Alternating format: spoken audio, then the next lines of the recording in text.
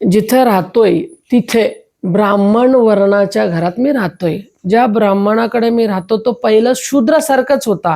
ना शिका ठेवला होता, ना ब्राह्मणासारखे त्याचे आचार विचार होते. तो खायला सगळं अभक्ष भक्ष खात होता. म्हणजे काय सांगतो, मांसाहार नाही करत होता तो.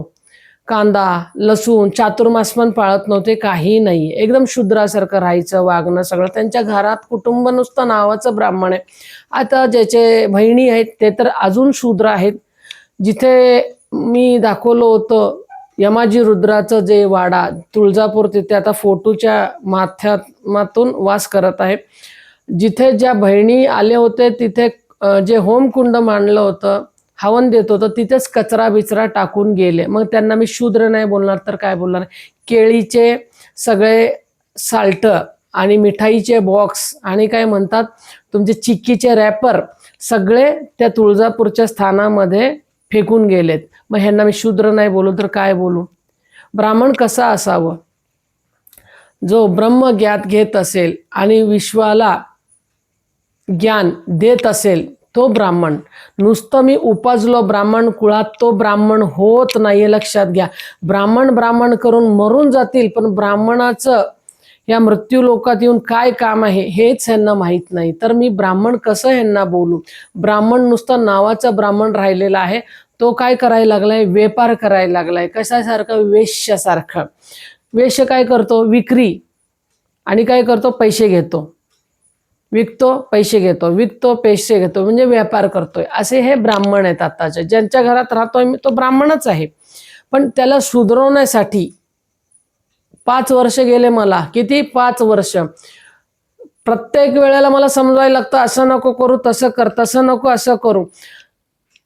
कसं करू आता, काय करू आता, असं मला विचारतो. सुधरवण्याचं म्हणजे देवाने ठाणलं तर देव सुधरवतो, पण ज्याला सुधरायची इच्छा असली त्याला, ज्याला सुधरायची इच्छा नसली त्याला देव सुधरत नाही. देवाला पण काही घेणं देणं नाही. आता रावणाच्या तिथे राम जाऊन रावणाने काय बोललं, मी सुधारणार नाही. तर त्यावेळेला राम काय बोलला, नाही सुधरत तर म्हणजे तुझं मरण निश्चित आहे. आता ज्या ब्राह्मण कुळात मी आलोय, जिथे राहतोय मी, ते ब्राह्मण वर्णाचे जे बायका आहेत बहिणी, शूद्रापेक्षा शूद्र. कोण करते हवनकुंडाजवळ घाण. एक हवनकुंड म्हणजे काय आहे त्यांना माहिती आहे का. अग्नी म्हणजे काय ते माहिती आहे का त्यांना, काही माहीत नाहीये.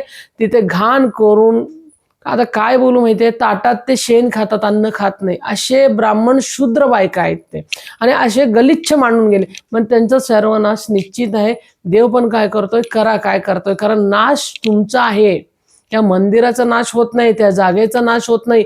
किती पिढ्यानदिन पिढी जात असते, येत असते, कित्येक लोकांच्या नावावर होत असते.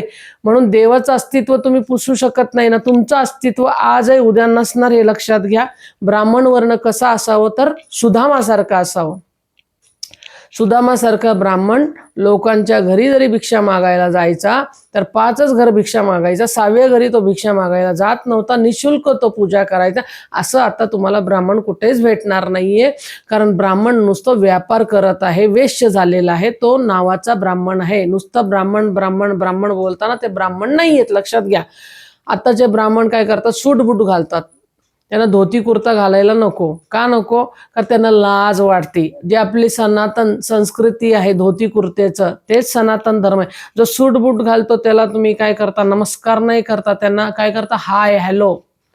आणि जो धोती कुर्ता असतोय ना त्याला पण तुम्ही गुड मॉर्निंग बोलता. आपलं सनातन धर्म काय करतंय, नमस्कार करतंय. हे सनातन धर्म, हे माहिती आहे का तुम्हाला. पण मनुष्य विसरून गेलेला आहे.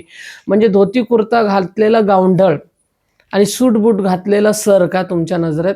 मग माझ्या नजरेत जो शर्ट पॅन्ट घातलाय ना तो शूद्र आहे, आणि जो धोती कुर्ता घालतोय ना तो सनातन आहे, लक्षात घ्या.